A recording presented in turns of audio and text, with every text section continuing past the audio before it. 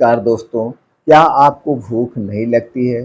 भूख न लगने की समस्या से परेशान हैं? आपका पेट भरा-भरा लगता है, आपको कच्ची ढेकारें आती हैं, आपका पेट फूला-फूला सा लगता है, तो दोस्तों आज के वीडियो के बाद आपकी ये सारी समस्याओं का अंत हो जाएगा। आज के बाद आपकी ये सारी समस्याएँ खत्म हो जाएँगी, वो भी बिना दवा के। दोस्तों आपको आज इस वीडियो में कुछ ऐसे घरेलू नुस्खे बताएंगे जिनके सेवन से आप अपनी इस समस्या से छुटकारा पा जाएंगे और इसका सेवन कुछ दिन तक करने से आपको जम के भूख लगेगी। आपका स्वास्थ्य बेहतर होगा बिना किसी साइड इफ़ेक्ट के, बिना किसी नुकसान के। दोस्तों आयुर्वेदिक घरेलू नुस्खे जो होते हैं या आपके जो दादी माँ के नुस्खे होते हैं, इनका कोई साइड इफ़ेक्ट नहीं होता है, अगर आप इनका सही मात्रा में, सही समय पर प्रयोग करते हैं, बल्कि आपके शरीर को स्वस्थ और निरोग बना देते हैं। उस बीमारी को तो दूर करते ही हैं, ऊपर से दोस्तों ये नुस्खे हमारे शरीर के सभी पोषक तत्वों की पूर्ति करते हैं, जिससे हमारा शरीर स्ट्रॉन्ग बनता है। तो दोस्तों आज के बाद आपको कभी इनसे संबंधित जो बीमारियां होती हैं नहीं झेलना पड़ेगा। और दोस्तों कुछ ये भी कारण शेयर करेंगे किस कारण से आपको भूख नहीं लगती है। दोस्तों आयुर्वेद हमेशा इसी बात पे फोकस करता है, सबसे पहले कारण को हटा दीजिए, निवारण तो अपने आप हो जाएगा। तो चलिए दोस्तों उन नुस्खों को जानने से पहले हम ये जान लेते हैं हमें भूख क्यों नहीं लगती है, भूख लगने का कारण क्या है। इसके पीछे का कारण दोस्तों आपका गलत खान पान, गलत दिनचर्या, जो चीज़ें हमें नहीं खाना चाहिए उन चीज़ों को अधिक मात्रा में ले रहे हैं। तो चलिए सबसे पहले हम जानते हैं हमें क्या नहीं खाना चाहिए और हमारी दिनचर्या कैसी होनी चाहिए, बीमारी अपने आप ठीक हो जाएगी, आपको किसी चीज़ की ज़रूरत नहीं है। तो सबसे पहले आज के बाद दोस्तों आप संकल्प ले लीजिए, आज के बाद बाहर की कोई भी तली भुनी चीज़ आप नहीं खाएँगे, चाहे वो जलेबी हुआ, चाहे समोसे हुए, चाहे पकौड़ी हुए, चाहे मोमोज़ हुए, चाहे पिज़्ज़ा हुआ, चाहे बर्गर हुआ, चाहे पानी पूरी हुआ, जो भी बाहर की चीज़ें हैं आप आज के बाद नहीं खाएँगे। क्योंकि दोस्तों इन्हें बनाने में असावधानी बरती जाती है, इन्हें बनाने में घटिया चीज़ों का प्रयोग किया जाता है जिससे उनको ज़्यादा प्रॉफ़िट हो। आपको सावधानी बरतना पड़ेगा, आप कभी ध्यान से सोचिएगा तो आपका दिल नहीं कहेगा कि आप बाहर की चीज़ें खाइए। दूसरी चीज़ है दोस्तों जो एसिडिक होती है, जो हमारे स्वास्थ्य के लिए नुकसानदेह होती है। दोस्तों बाहर की कोई भी पैकेट बंद, डिब्बा बंद, कोई भी सामान खाने-पीने से पहले उसके बारे में 100 बार सोचिए। क्या इनमें जो चीज़ें मिलाई गई हैं या ये जो चीज़ें फिर जिन चीज़ों से प्रोसीजर करके बनाया गया है, क्या ये सारी चीज़ें हमारे स्वास्थ्य के लिए फ़ायदेमंद हैं? तो आपका दिल यही कहेगा नहीं, इन्हें हमें नहीं खाना चाहिए। तो दोस्तों हज़ार बार सोचने के बाद ही उन चीज़ों का सेवन करना चाहिए। तो दोस्तों जब आप उन्हें सोचेंगे तो चीज़ें कहेंगी मत खाइए, वो चीज़ें क्या है, चाहे वो डिब्बा बंद हो, चाहे पैकेट बंद हो, चाहे जंक फूड हो, fast food, cold drink, soft drink, धूम्रपान, अल्कोहल, ये सारी चीज़ें हमारे शरीर के लिए नुकसानदेह है, इनका सेवन मत करिए। दोस्तों अपने घर की बनी हुई सारी चीज़ें खाइए। तो दोस्तों आपकी डाइट कैसे होनी चाहिए? आपके डाइट में 70% लिविंग वस्तुएँ होनी चाहिए, जिनमें जान होती है, प्राण होती है, ऊर्जा। लिविंग वस्तुओं की बात करें तो दोस्तों मौसमी हरी सब्जियाँ, मौसमी हरे ताज़े फल, बीन्स, ड्राई फ्रूट्स, इन्हें अब मोटे अनाज, डेयरी उत्पाद जैसे प्लांट बेस्ड उत्पाद आप ले सकते हैं। लेकिन ये प्लांट बेस्ड या डेयरी उत्पाद आपके घर के होने चाहिए, किसी कंपनी के नहीं होने चाहिए। इनमें जान होती है, प्राण होती है और दोस्तों हमें निर्जीव वस्तुओं का सेवन ना के बराबर करना चाहिए और हमेशा पानी पीते रहना चाहिए, डिहाइड्रेशन जिससे ना हो। तो दोस्तों ऐसी दिनचर्या आपकी होनी चाहिए। अब आप अपने डेली रूटीन में एक परिवर्तन करिए, क्योंकि आज के समय में सबकी लाइफ़स्टाइल इसी के कारण गड़बड़ हो रही है, वो है रात का खाना। दोस्तों आज के समय में लगभग 80 से 90% घरों में, क्या दोस्तों 99% घरों में रात का खाना 9 बजे से 1 बजे के बीच खाया जाता है और यही बीमारी का घर है।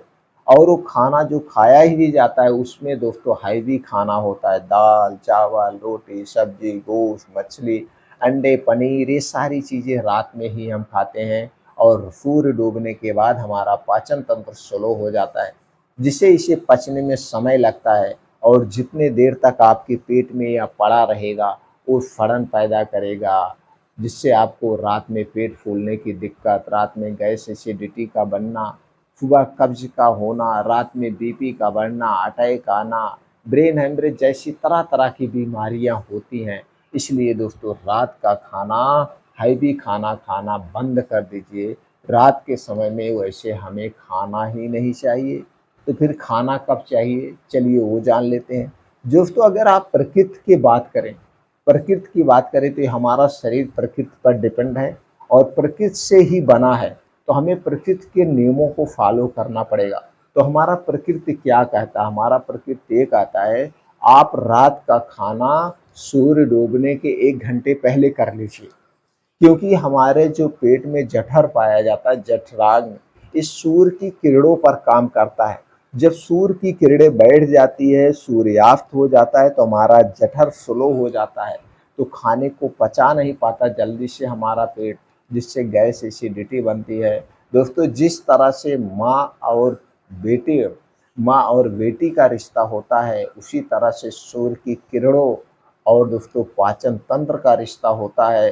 तो दोस्तों इसीलिए सूर्य डूबने के बाद हमें नहीं खाना चाहिए और हैवी खाना तो बिल्कुल नहीं खाना चाहिए। अगर आप स्वस्थ और निरोग रहना चाहते हैं तो ट्रायल के तौर पे 3 महीने के लिए आप ये संकल्प ले लीजिए, हम रात का खाना सूर्य डूबने के 1 घंटा पहले खाएंगे, चाहे गर्मी हो, चाहे ठंडी हो, चाहे बारिश हो, और यह खाना एकदम हल्का और आधे पेट खाएंगे।